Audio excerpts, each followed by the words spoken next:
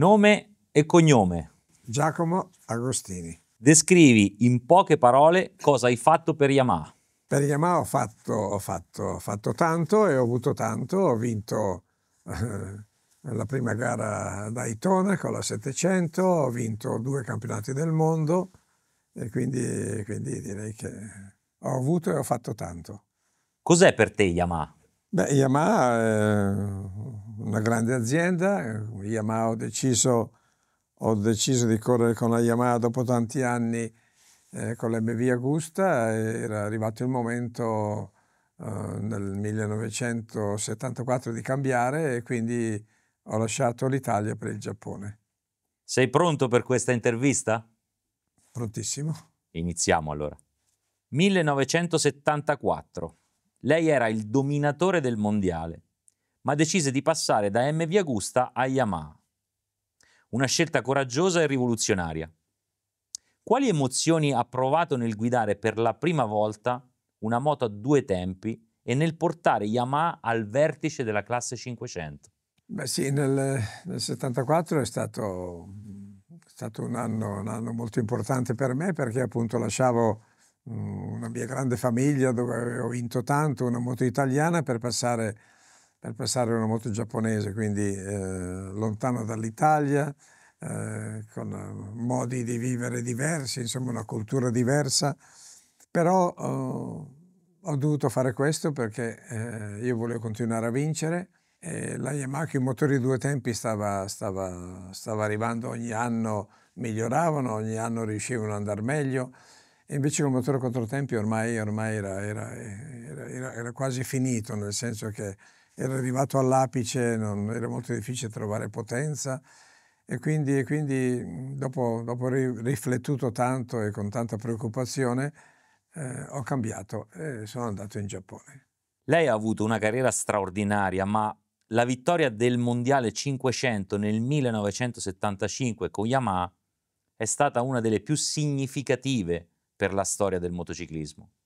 Qual è il ricordo più vivido che porta con sé di quella straordinaria stagione? È stata una stagione fantastica, perché naturalmente vincere il campionato del mondo è la cosa più importante.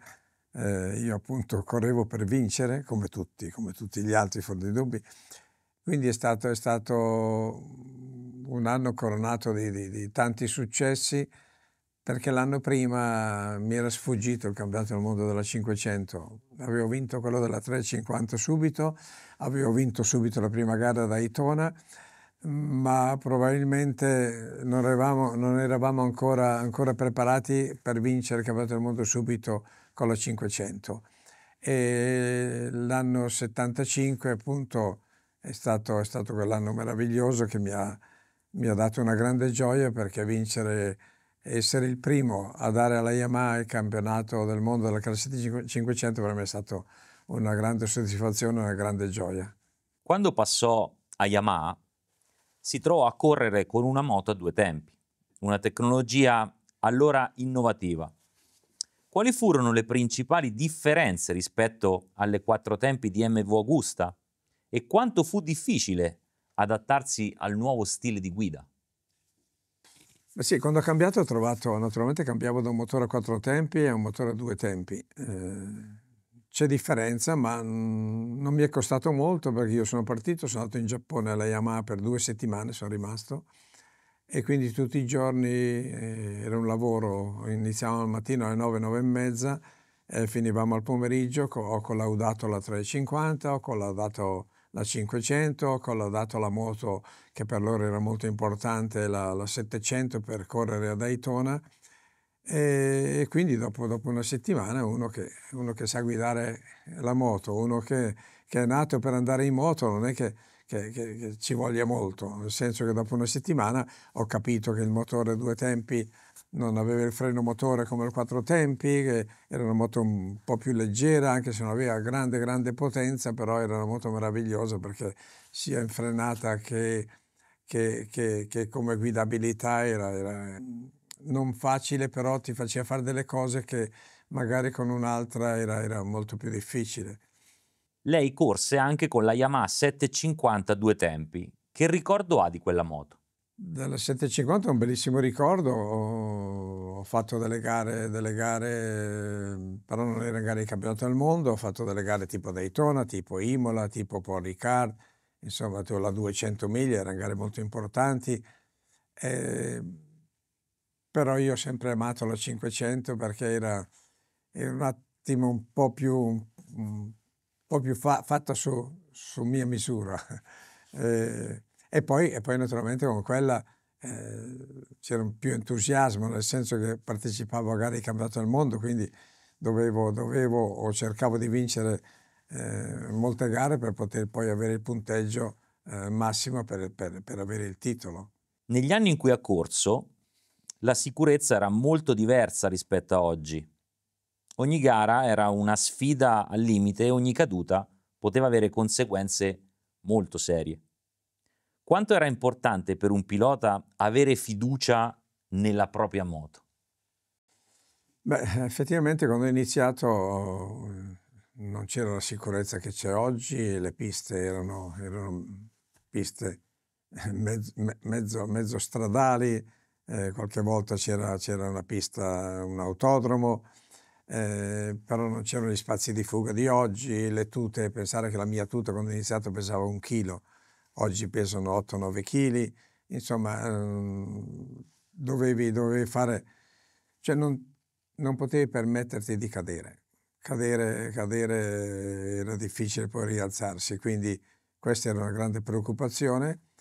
Eh, Però poi cioè avevo una grande fiducia nelle mie moto, nel senso che sapevo che erano preparate bene, sapevo che i miei tecnici erano molto attenti in tutto, cioè in tutti i particolari per far sì che la moto mi portasse alla vittoria. Quindi era direi che abbiamo sempre lavorato, era un team perfetto, perché ci vuole per vincere, ci vuole il pilota, ma ci vuole la moto e ci vogliono i tecnici che ti assistono. Quindi per me è stato veramente avevo una squadra meravigliosa, ecco, diciamo. Come riusciva a mantenere la fiducia nelle proprie capacità e nella moto, anche nelle situazioni più difficili, come sotto la pioggia o su circuiti particolarmente pericolosi che c'erano all'epoca? Sai, hai questo dono di natura, quando nasci Dio ti dà questo dono di natura che io ho avuto.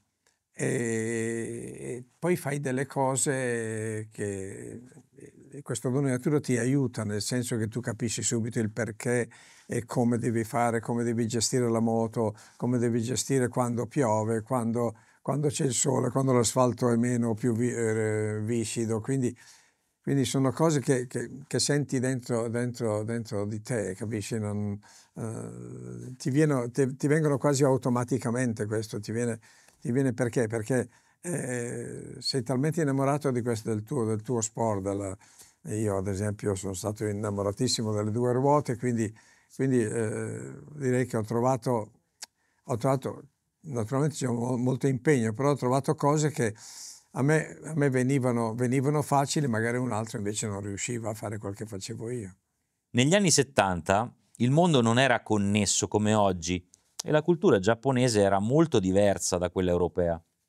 Quando andò in Giappone per lavorare allo sviluppo della YZR 500, come fu l'incontro con l'ambiente Yamaha e con un modo di lavorare così distante da quello a cui probabilmente era abituato?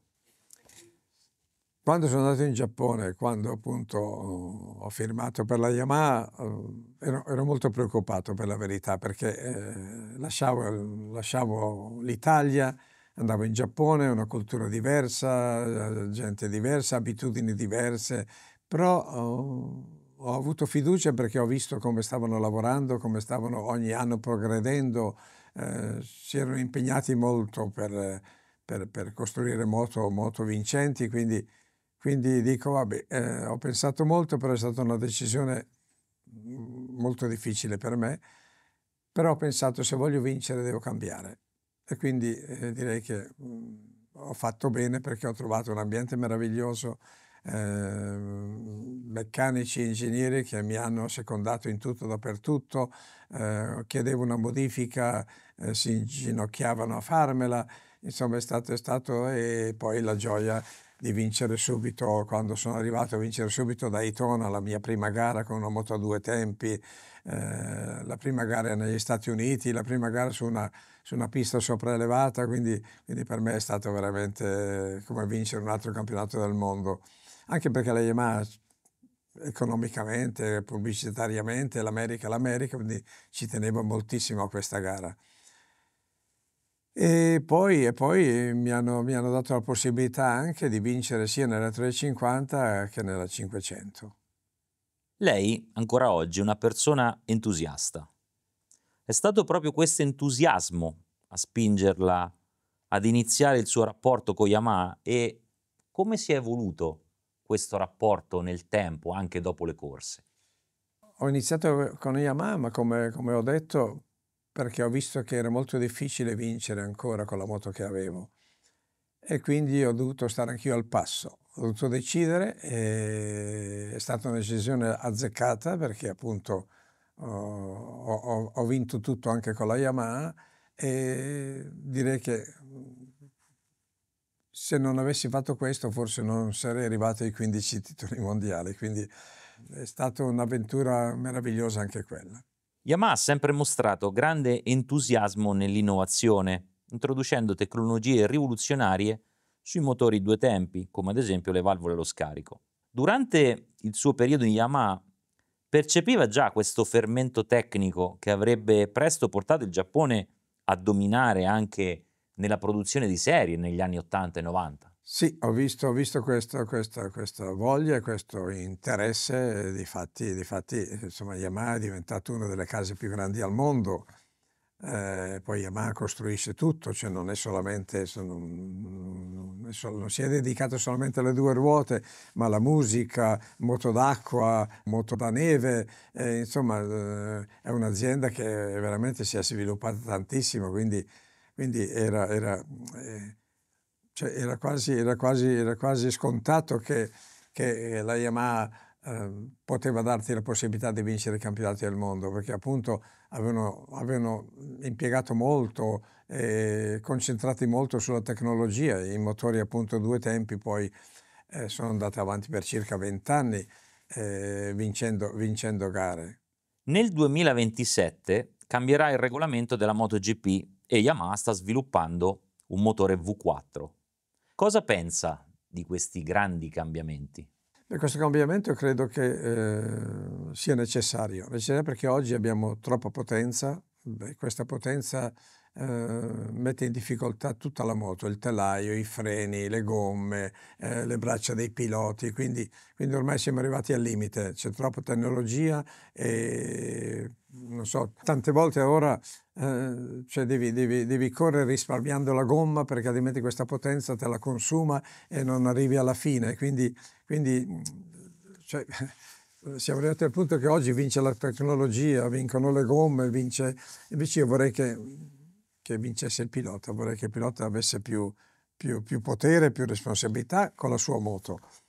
E quindi con questo nuovo regolamento ridurranno un po' la potenza, quindi non avremo più il problema di risparmiare la moto. Io vorrei che il pilota dia tutto quel che può, non fare, queste non sono gare di regolarità che devo risparmiare, queste sono gare di velocità, quindi noi vogliamo vedere il pubblico, vedere il pilota che dà il 100%, il pilota che è protagonista di questo, capito? Noi vogliamo vedere il pilota l'uomo che fa cose che non tutti riescono a fare, e quindi diamo più potere al pilota.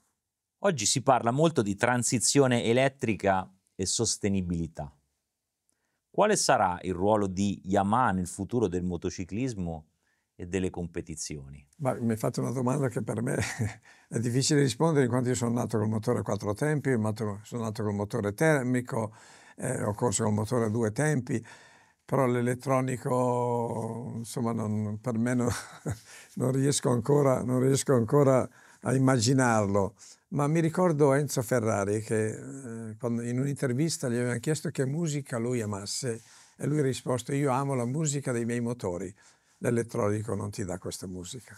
Se dovessi parlare con il Giacomo Agostini di inizio carriera, cosa gli diresti? Gli direi: mi raccomando, caro Giacomo, dai sempre il 100%, devi essere serio. Se Dio ti ha dato questo dono di natura lo devi sfruttare, lo devi preparare, lo devi assecondare e quindi direi che l'amore e la passione per il tuo sport ti porterà avanti. L'importante è che tu faccia le cose da professionista e essere molto serio. Hai vissuto una vita piena di adrenalina. Ti mancano le competizioni? Molto. Ho sofferto quando ho smesso, ho pianto per 3 giorni, però ho capito che gli anni passano per tutti, quindi è giusto dare il tuo posto, darlo a un altro ragazzo giovane che inizia il tuo sport. 3 parole per descrivere la tua storia con Yamaha. Ho avuto tante gioie, è stato un percorso fantastico, sono molto felice della mia decisione anche se sofferta, ho avuto successo, quindi devo dire grazie anche alla Yamaha.